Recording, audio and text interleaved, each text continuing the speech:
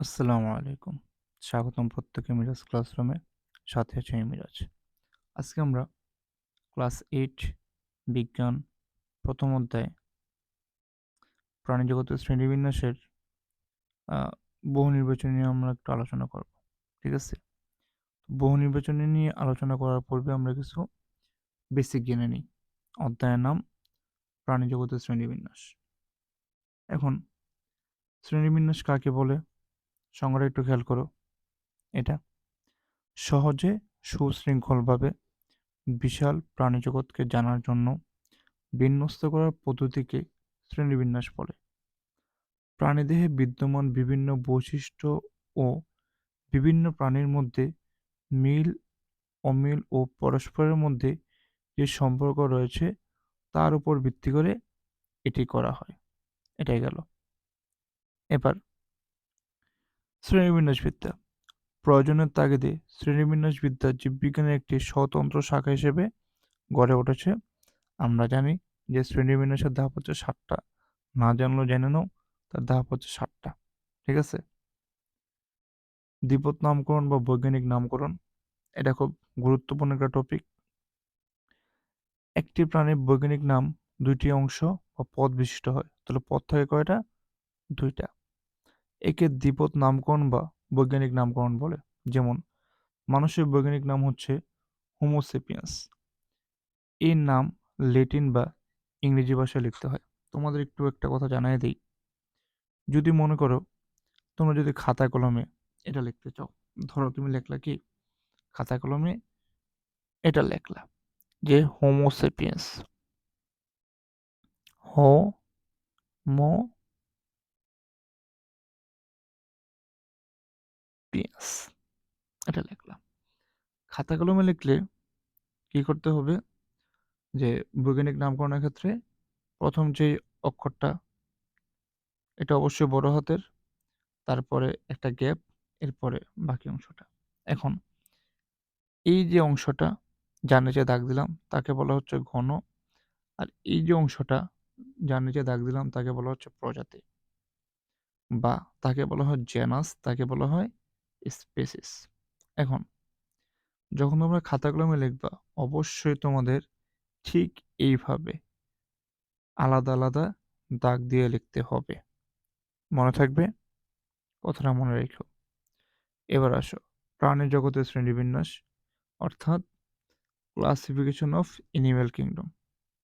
এটা যদি হয়, এনিমেলিয়া জগতের প্রাণীদেরকে ৯টি ভাগে ভাগ করা হয়। এই ৯টি পর্বের প্রথম ৮টি পর্বের প্রাণীরা হচ্ছে অমেরুদণ্ডী এবং শেষ পর্বের প্রাণীরা হচ্ছে মেরুদণ্ডী। অমেরুদণ্ডী।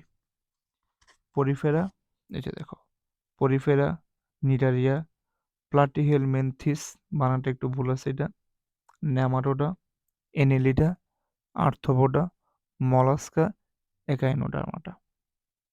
এই ৮টা হচ্ছে অমেরুদণ্ডী। আর মেরুদণ্ডী তোমার পর্বটি হলো কর্ডাটা। ঠিক আছে? এই কর্ডাটা আবার ৩টা উপপর্বে বিভক্ত, যার নাম হচ্ছে ইউরোকর্ডাটা, সেফালোকর্ডাটা, ভার্টিব্রাটা। ভার্টিব্রাটা উপপর্বের উপপর্বের প্রাণীরাই মেরুদণ্ডী প্রাণী হিসেবে পরিচিত। এবার দেখো, এদের আবার ৭টা শ্রেণীতে ভাগ করা হয়, যথা সাইক্লোস্টোমাটা, কনড্রিকথিস, অস্টিকথিস, উভচর, সরীসৃপ, পক্ষীকুল এবং স্তন্যপায়ী। এই বানানটা একটু ভুল আছে। আর প্রাণী জগতের যে মানুষের যে অবস্থান, আমরা যে মানুষ, আমাদের অবস্থানটা হচ্ছে আমরা কর্ডাটা পর্বের ভার্টিব্রাটা উপপর্বের স্তন্যপায়ী অর্থাৎ মামালিয়া শ্রেণীর প্রাণী। শ্রেণীবিন্যাসের যে প্রয়োজনীয়তা খুব সিম্পল। এর সাহায্যে পৃথিবীর সকল জীব সম্পর্কে বিজ্ঞানসম্মত উপায়ে সহজে ও অল্প পরিশ্রমে অল্প সময়ে সবকিছু জানা যায়। জীবজগতের বিভিন্ন পরিবর্তন জানতে ও নতুন প্রজাতি শনাক্ত করতে শ্রেণীবিন্যাস প্রয়োজন। এটা গেল। আমরা ৩টা পর্বে বহু নির্বাচনের সমাধান করব। এটা পর্ব ১। তোমরা যদি বইটা একটু ভালো করে পইড়া থাকো, আশা করি তোমাদের এটা পড়তে খুব একটা অসুবিধা হওয়ার কথা না। ঠিক আছে? পারার কথা। কোনটি মলাস্কা পর্বের প্রাণী? ঝিনুক, স্কাইফা ও হাইড্রা উভয়ই তারা কি? তারা ছিল বহুকোষী। অবশ্যই তাদের অনেকগুলো কোষ আছে এবং সুগঠিত তন্ত্রবিহীন। তাহলে ২-৩। নিচের ছকটি লক্ষ্য করো এবং ৩ ও ৪ নং প্রশ্নের উত্তর দাও। এবার ছক থেকে আমরা কত ৩-৪ না?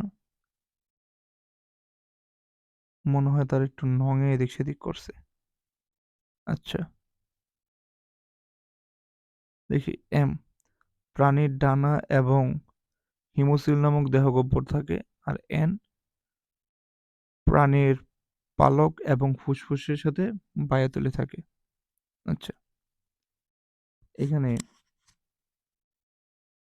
তারা মূলত দেওয়ার কথা এটা ৩-৪ চলে গেছে এদিকে। তারপরে ৫-৬ এখানে। আচ্ছা, সমস্যা নাই। ছকের কোন প্রাণীটি অমেরুদণ্ডী? এই যে ছকটা থেকে। প্রাণীর ডানা এবং হিমোসিল নামক দেহগহ্বর থাকে, তাইলে অবশ্যই এম। ঠিক আছে? উঠতে পারে কারা? এখানে শুধুমাত্র এম ও এন এই দুইটাই উঠতে পারে। ও আচ্ছা আচ্ছা, এটা এখানে কানেক্টেড। ও প্রাণীর ডিম পাড়ে এবং শীতল রক্ত বিশিষ্ট, আর পি হচ্ছে প্রাণীর আয়ু যুগ্ম পাখনা থাকে। এটা হচ্ছে তোমার মাছ। এটা তো বচ্ছক কিছু ধরনের পাখি, বা এটাও মাছকে বোঝাচ্ছে অনেকটা। যাই হোক, তারপরে ৫। প্রাণীজগতে কোন পর্বের প্রাণীর সংখ্যা সবচেয়ে বেশি? আর্থ্রোপোডা। কোন প্রাণীর দেহে হিমোসিল থাকে? প্রজাপতি। কোন কোনটি উভচর প্রাণীর বৈশিষ্ট্য? শীতল রক্ত বিশিষ্ট। এটা খুব গুরুত্বপূর্ণ একটা বৈশিষ্ট্য। কোন পর্বের প্রাণীরা স্পঞ্জ নামে পরিচিত? পরিফের, একদম শুরুতে দেখবা এই পরিফেরা তোমরা পাইছো। প্রাণী জগতের সবচেয়ে বৃহত্তম পর্ব হচ্ছে আর্থ্রোপোডা। এটা বাবারা প্লিজ একদম মুখস্থ রাখবা যে শ্রেণীবিন্যাসের জনককে? Carolus Linnaeus. কেঁচো কোন পর্বের প্রাণী? কেঁচো হচ্ছে এনিলিডা। তারপরে প্লাটিহেলমিনথিস পর্বের রেচনাঙ্গ কি? শিখাকোষ। অন্তঃপরজীবীর বৈশিষ্ট্য কি? আচ্ছা, এখানে অন্তঃপরজীবীরা আমরা জানি যে একলিঙ্গ উভয়লিঙ্গ দুইটাই হইতে পারে। তো এখানে তোমার খ আর ক এই দুইটাই সঠিক। কোন প্রাণীটি অরীয় প্রতিসম? তারা মাছ। আচ্ছা, অরীয় প্রতিসম মানে হচ্ছে যে কিভাবে বোঝায় এটারে? চিত্র তো আঁকা সম্ভব না। ধরো এভাবে এভাবে তারা হইছে মনের তারা, বড় তারা, ঠিক আছে? এখন তুমি তারা যদি এভাবে কাটো বা এইভাবে কাটো, তুমি যে কোনো দিকে যদি কাটো, উভয় দিকে কিন্তু সমানে দেখা যাবে বা একরকম দেখা যাবে। এটা হচ্ছে অরীয় প্রতিসম। ঠিক আছে? তারা মাছ বা স্টারফিশ। এটা বোঝাতে পারলাম। এরপরে আসো,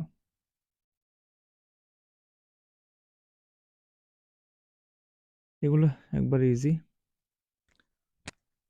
১৫ নম্বর। কোন প্রাণীর দেহে শিখাকোষ থাকে? ফিতাকৃমি।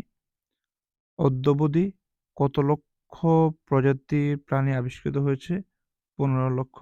কি বানান, টাইপিং এ ভুল। এনিমিলিয়া জগৎকে কয়টা ভাগে ভাগ করা যায়? ৯টি। কোন প্রাণীটির দেহপ্রাচীর অসংখ্য ছিদ্রযুক্ত? স্কাইফা। কর্ডাটাকে কয়টি উপপর্বে বিভক্ত করা হয়? ৩টি। একাইনোডার্মাটা পর্বের প্রাণী কোনটি? তারা মাছ। কোন পর্বের সকল প্রাণী সামুদ্রিক? একাইনোডার্মাটা। কোন প্রাণীর দেহ নলাকার ও খণ্ডায়িত? বানান রে, কেঁচো। সিটা কোনটির চলনাঙ্গ? কেঁচো। তারপরে 24 থেকে 36, 24। নেফ্রিডিয়া নামক রেচনাঙ্গ পাওয়া যায় কোনটিতে? যোগ। কোনটি স্তন্যপায়ী? দোয়েল, কুমির, টিকটিকি, ওট। ওট আনডাউটলি। কোন প্রাণীটির দেহ প্যাকওয়েট আইস দ্বারা আবৃত? হাঙর। তারা মাছ কোন পর্বের প্রাণী? সেটা সম্ভবত প্যাকলোয়েড, আমার মনে পড়তেছে না, তোমরা একটু বইটা থেকে দেখে নিও। তারা মাছ কোন পর্বের প্রাণী? এগাইনোডার্মাটা। করডা পর্বকে কয়টি উপপর্বে ভাগ করা হয়? 3টি, আমরা শুরুতে দেখছিলাম এটা। কোন পর্বের প্রাণীতে নিডোব্লাস্ট, এটা কি নিডোব্লাস্ট থাকে? নিডারিয়া। নিচের কোনটি ইউরোকর্ডাটা? এসিডিয়া। নিচের কোন প্রাণীটির পৌষ্টিক তন্ত্র অসম্পূর্ণ? যকৃত কৃমির। আচ্ছা, পৌষ্টিক তন্ত্র কি আমরা যখন বেসিক ক্লাসগুলো করাবো তখন বোঝাই দেব না, ঠিক আছে? নিচের কোনটি হাইড্রার একাধারে পরিপাক ও সংবহন অংশ নেয়? সিলেন্টোরেন। তারপরে গোলকৃমি বাস করে মানুষের অন্ত্রে। কোথায় বাস করে? অন্ত্রে। সরীসৃপ প্রাণীদের বৈশিষ্ট্য কোনটি? এরা বুকে ভর দিয়ে চলে, যেমন সাপ, কেঁচো। তারা কোথায় বুকে ভর দিয়ে চলে না?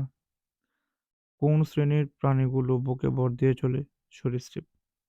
আমরা এক কাজ করি, নিচে থেকে শুরু করবা? না থাক, 36 নম্বরে যাই। কোন পর্বের প্রাণীদের রেচনাঙ্গের নাম নিফ্রিডিয়া? এটা হচ্ছে এনিলিডা। প্রাণীর বৈজ্ঞানিক নাম আমরা একটু আগে দেখলাম, 2 পদ বিশিষ্ট। আনডাউটলি ইংরেজি ভাষায় লিখতে হয়, ইংরেজি ভাষায় লেখা যায়, আবার ল্যাটিন ভাষাতেও লেখা যায়। ল্যাটিন ভাষা একটু বাঁকা করে হয় আর কি। সামুদ্রিক প্রাণী কোনটা? ডলফিন, তারা মাছ, হাঙর। 1, 2 ও 3। একাইনোডার্মাটার বৈশিষ্ট্য কি? একাইনোডার্মাটার বৈশিষ্ট্য হচ্ছে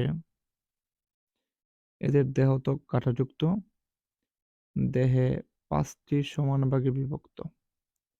গোলকৃমি। গোলকৃমি একটা অন্তঃপরজীবী। পরজীবী কারে বলে জানো তোমরা? যারা সমগ্র জীবন অন্য কোনো জীবের উপর বাস করে তাদেরকে বলা হয় অন্তঃপরজীবী। আর একটা জীব যে জীবের উপর বসবাস করে তারা বলা হয় পোষক দেহ, ঠিক আছে? অন্ত মানে ভিতরে, বহি মানে হচ্ছে বাহির। এটা একটু মাথায় রেখো। তাহলে প্রশ্ন করছে গোলকৃমি কি? গোলকৃমি হচ্ছে একটা অন্তঃপরজীবী এবং দেখতে নলাকার। কেঁচোর বৈশিষ্ট্য, এটা একটা নেফ্রিডিয়া। এর দেহ খণ্ডায়িত। আমরা একটু আগে কথা জেনে পাইছিলাম, মনে নেই। এরপরে অন্য জীবের দেহাভ্যন্তরে অবস্থান করতে পারে কারা ভাই? আমরা একটু আগে শিখলাম কিন্তু, পরজীবী, অন্তঃপরজীবী, নট পরভোজী। তারপরে নিচের চিত্রগুলো লক্ষ্য করো এবং 43-44 নং প্রশ্ন উত্তর দাও। এ আর বি দুইটা দেওয়া আছে। বি প্রাণীটির শ্রেণীভুক্ত কোনটি? হাঙর।